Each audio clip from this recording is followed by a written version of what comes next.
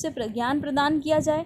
तो बच्चों को जैसे सामाजिक ज्ञान दिया जाता है उसी तरह से राजनीति से संबंधित ज्ञान भी देना बहुत ज़रूरी होता है, क्योंकि हमारे देश की जो शासन व्यवस्था है उसके बारे में जानकारी, एक नागरिक होने के नाते उनकी क्या दायित्व हैं, क्या कर्तव्य है उसकी जानकारी, और किस प्रकार से नगरीय शासन, शहरीय शासन और राजकीय और देश का शासन चलता है, वो सारी चीज़ें उसमें सम्मिलित की जानी चाहिए ताकि बच्चों को उसके बारे में जानकारी मिले।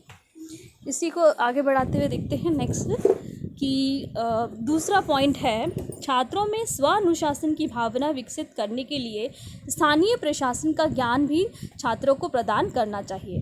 अब स्थानीय स्वशासन में हम सारे नगर पालिका और ये सारी चीज़ें आ जाती हैं, जिसमें स्थानीय प्रशासन किस प्रकार से चलाया जाता है। तो बच्चों को स्व अनुशासन, खुद से अनुशासित होने के लिए ये सारी जानकारी दी जाती है।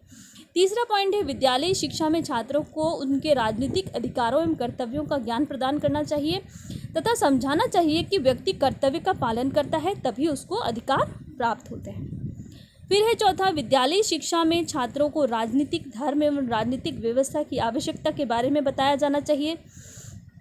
फिर है पांचवा, विद्यालयी शिक्षा में छात्रों के लिए उन राजनीतिक तथ्यों को समाहित करना चाहिए जिससे कि वे स्थानीय स्वशासन एवं राजनीतिक व्यवस्था में अपनी भूमिका के बारे में उचित ज्ञान प्रदान प्राप्त कर सकें। इससे छात्रों में नागरिकता के गुणों का विकास संभव हो सकेगा। भविष्य में छात्र कुशल नागरिक की भूमिका का निर्वाह कर सकेगा। तो ये सारे पॉइंट सामाजिक और राजनीतिक आधार के थे। नेक्स्ट पॉइंट है विद्यालयी शिक्षा के आर्थिक आधार, इसको हम नेक्स्ट क्लास में पढ़ेंगे।